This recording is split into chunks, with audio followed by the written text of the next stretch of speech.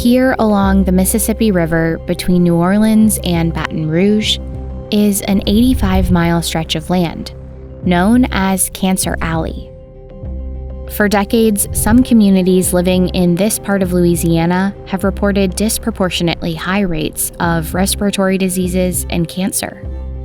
In one part of a parish called St. John the Baptist, a person's lifetime risk of getting cancer is 50 times greater than that of the average American. And now it also has one of the highest COVID-19 death rates per capita in the country. A closer look reveals that the community here is predominantly Black, and that figures into an alarming pattern. Across the country, Black people are dying at disproportionate rates compared to their populations. While there are many historical and structural inequalities at play, one part of the problem may be lurking in the air. Louisiana has some of the most toxic air in the U.S. For decades, oil, gas, chemicals, and plastics have been manufactured here. Much of it comes from the roughly 200 chemical plants and oil refineries which dot this corridor on the banks of the Mississippi River. They call it Cancer Alley. They are afraid that this air, the very air that I'm breathing right now, is so filled with carcinogens that they have labeled the river area a national sacrifice zone.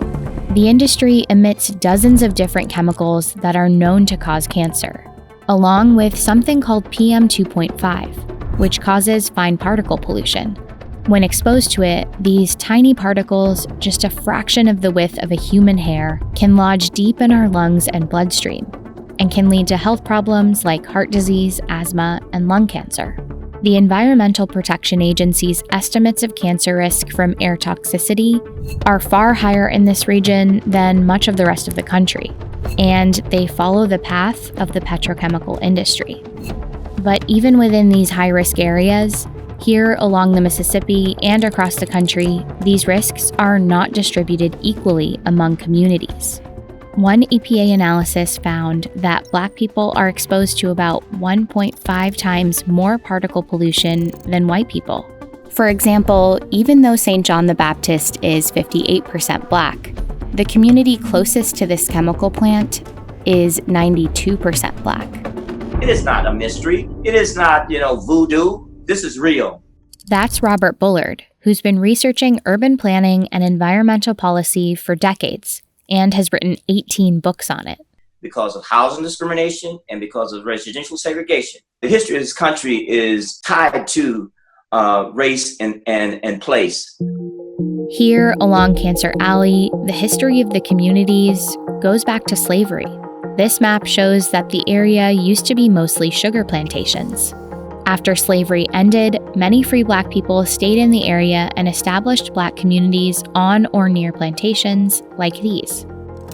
Others continued to be exploited through a system called sharecropping, where white plantation owners gave Black farmers access to land in exchange for a portion of their crop as rent. Landowners often manipulated prices to make a profit, while pushing Black laborers into debt and poverty. The practice continued for nearly a century, until the 1940s when a new industry took off in Louisiana, and petrochemical plants started replacing these plantations. They were invited into the state and into the corridor without the permission of the people who live closest. These many decisions were made when people of color didn't have representatives. Companies set up their facilities right next to the historically Black communities, but most of the jobs at the plants didn't go to them. And the community is left with pollution, poverty, and sickness, and in some cases, death. Corporations often bought out entire towns, like here in Revealtown, where the Georgia Gulf Corporation bought out the town, and today there's still a historically Black cemetery within the grounds of a chemical plant. Power and money dictate where things go that other people don't want. That's how we end up right now with all of these, we call sacrifice zones. These places that are overpolluted have more than their fair share of poverty and sicknesses. Toxic industries have been established near communities of color across the U.S., like mining operations and power plants on and near Native American reservations. And in more urban areas, racist public policies like redlining have historically marked Black and brown neighborhoods as less desirable, pushing polluters like highways and factories closer to their homes.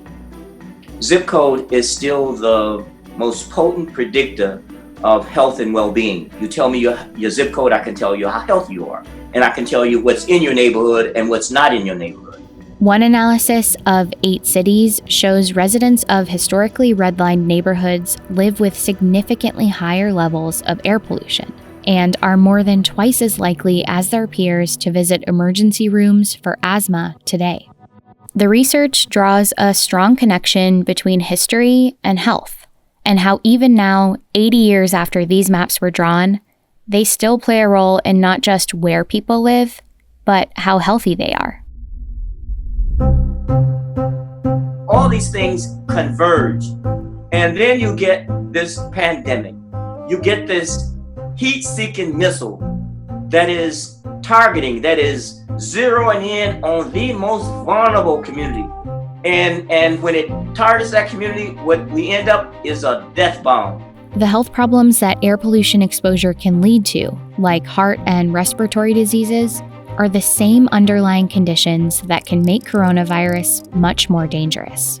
One preprint study made a clear link between air pollution and more severe coronavirus cases by analyzing over 3,000 U.S. counties and controlling for certain factors.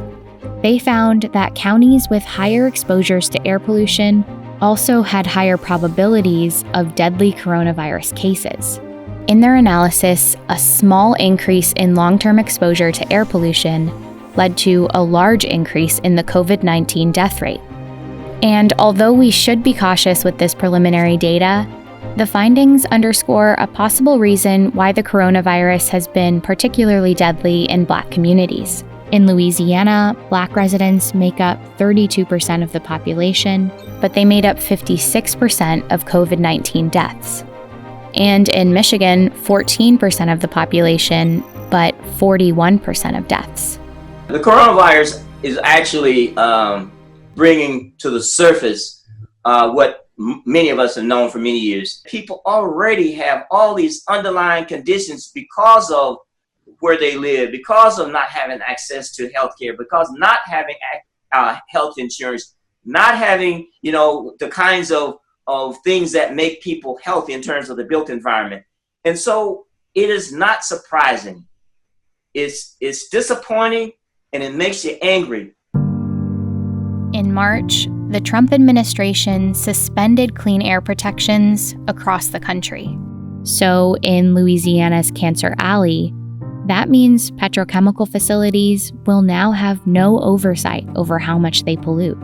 And even though we are just starting to learn about the connections between pollution exposure and severe coronavirus outcomes, it's a move that ignores the history and research that precedes it of how segregation, pollution, and health in Black communities are inextricably linked.